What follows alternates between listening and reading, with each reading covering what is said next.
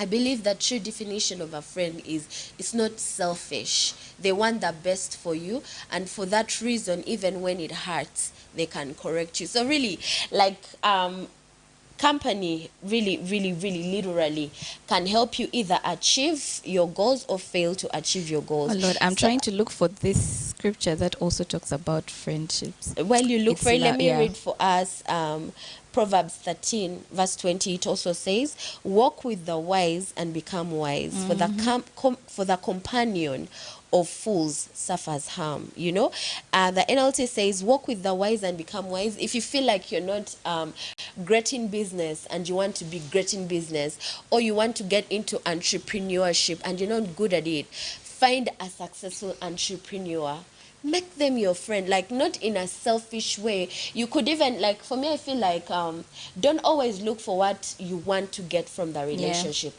What can I also bring to the table? You know, I know a successful guy who wanted to like have breakthrough in business. So he saw a successful man that had a life that looked like what he wanted, so he started washing his car for him. Like, I don't want to just get your knowledge. How can I serve you? You know, That I can since also we are tap at the same time. since this is actually like in the context of God, serve where you want to go. You Yeah. know, offer your friendship. How can I help you? How can I assist you? And yet you are also receiving. Right. When you walk, like, association creates assimilation, assimilation creates transformation. You know, what you associate with, you begin to absorb. You know, if I'm associating with a fool, I start to absorb those thinking patterns, those perspectives and mindsets. Next thing I manifest, be a fool, like I become a fool. Even if you begin a relationship with a fool as a wise man, your end is foolishness, I tell you that. It is true. Yeah, and yet, so really it's about, you need to understand who you influence and who has to influence you. You know, because you could be wise and you use your wisdom, you discern a fool and choose to influence the fool and not be influenced By by the them, fool. yeah. Yeah, because, you know, I'm not saying we have to be picky. See what, like, you have to discern the value on you, and then you can discern a deficit in a person and refuse to be influenced by them, because you realize, I can't be influenced by that. Right. It doesn't serve where I'm going, but I can help to influence them, you know.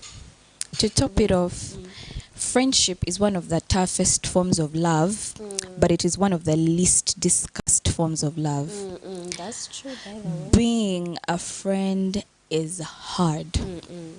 Let me read this, Romans 12:10. I'm going to read the message version because it brought out everything so well. Love from the center of who you are. Don't fake it. Run for dear life from evil. Hold on for dear life to good. Be good friends who love deeply. Practice playing second fiddle. And for me, the thing that caught my attention was practice playing second fiddle. Who likes practicing playing second fiddle, really?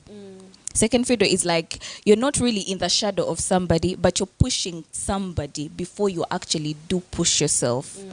And that is what is required of a friend. So friendship is more it's like Jesus work. So that is why most of us are finding it hard to find good friends and are not really good friends, because it's really a heinous task. Like it's it is so hard. I honestly believe something that God has taught me over time is that firstly, love God, Yeah. then love yourself, and then you can be able to love other people. Mm-hmm. When you love God, when you understand, when you receive the revelation of the love of God for you, in itself you're beginning to discover who you are.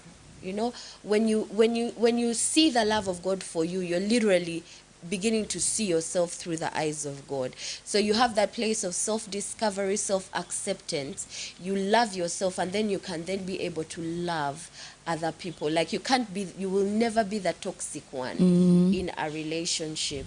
You will never be the one that causes people's goals to fail. You will always be the one You by push whom, it. like, literally God can use you as a weapon against people's goals failing. Yeah, it in is that true. way. But you cannot love people if you don't firstly love God and yourself. It flows from that place. Whatever has not been poured into you, you can't pour into others. It's impossible. The question I would pose to all of us, are you the kind of friend you want to have? Ha! Sha! That's amazing, like for real. And the only way you can be the kind of friend you want to have is if you have a functional relationship With with Christ, God. yeah. Yeah.